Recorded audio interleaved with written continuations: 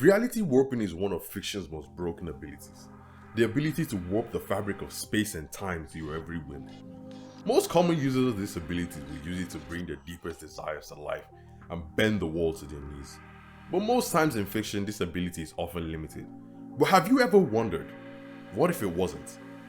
Today we'll be breaking down the higher dimensional reality warping Shinjutsu, known as Omnipotence. Eida and her brother Damon are cyborgs created by the genius scientist Amado Sanzo, both enhanced with greater combat abilities than the likes of Jigen. Each of the siblings were enhanced by Shiba Otsutsuki's cells and were able to manifest some of his godlike abilities named Shinjutsu. However, Eida managed to manifest two of his godlike abilities.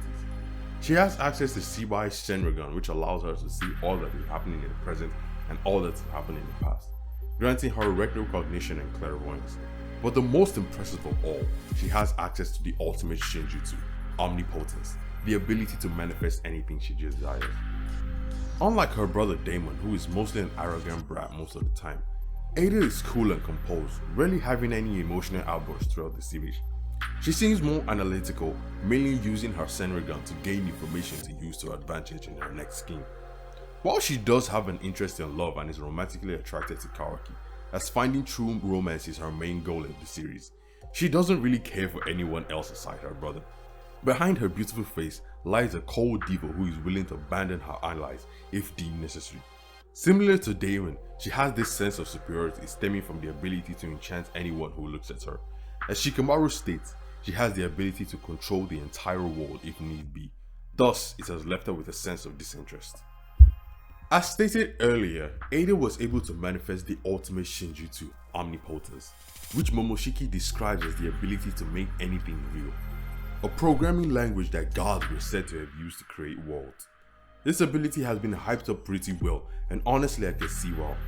Momoshiki describes this power as one that can only be wielded by an all-knowing, all-powerful deity, with him using the kanji Zenchi Zenno, which usually denotes an omnipotent, omniscient deity. Kishimoto is trying to relate to us that this ability quite literally is reality warping to its utmost degree. Now Naruto isn't new to reality warping abilities, but seeing as Shinjutsu is quite literally superior to ninjutsu and sage arts in many ways, it's quite easy to prove how powerful this ability is by comparing it to weaker versions that we've already seen throughout the series. Thus, I would like to bring up two of the most prominent reality warping jutsus in the Naruto franchise.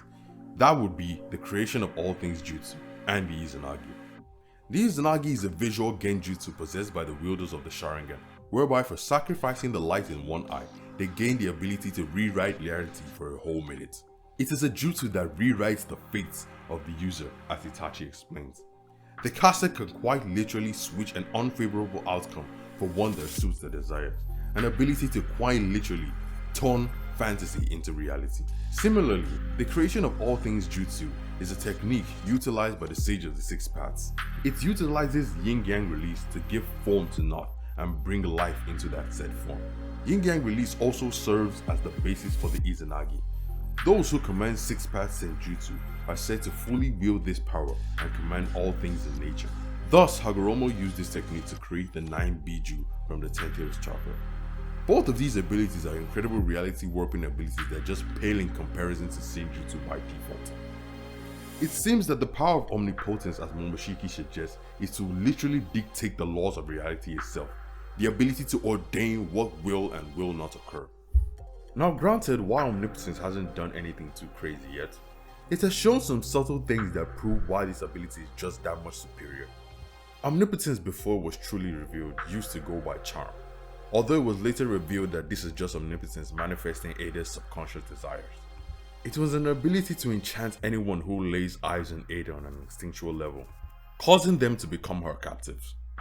Though the symptoms may vary from person to person, people may develop vertigo, headaches, and some other phenomenon. The ability would also force you to do her bidding regardless of your will and could cause some serious mental damage if one should forcefully resist. The most interesting part is how it affects cyborgs like Delta. You see, while Delta might look human, she in fact runs on code, literally zeros and ones, and thus are programmable devices that should obey the commands given by their creators, as that is literally her programming, regardless of her sentience.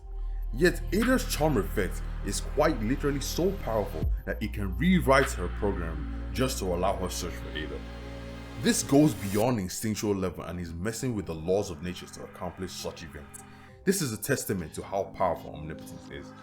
And the time skip has only made this ability even more broken, seeing as the concept of Omnipotence itself literally cannot stick in the minds of its victims, with Sarada and Sumire trying multiple times to convince Shikamaru about its existence, and even Boruto telling him about it, yet the name of Omnipotence couldn't even stain his memory. This ability is truly something to behold, and I honestly can't wait to see what it looks like in the hands of a true Otsutsuki. Now I'm sure you guys have heard me yap enough about Omnipotence and what it could be, but it's actually interesting to see what this ability could look like. So if you've made it to the end of the video, be sure to let me know what you think in the comments. Also, don't forget to like, subscribe, and share this video with your friends, and I'll see y'all in the next one.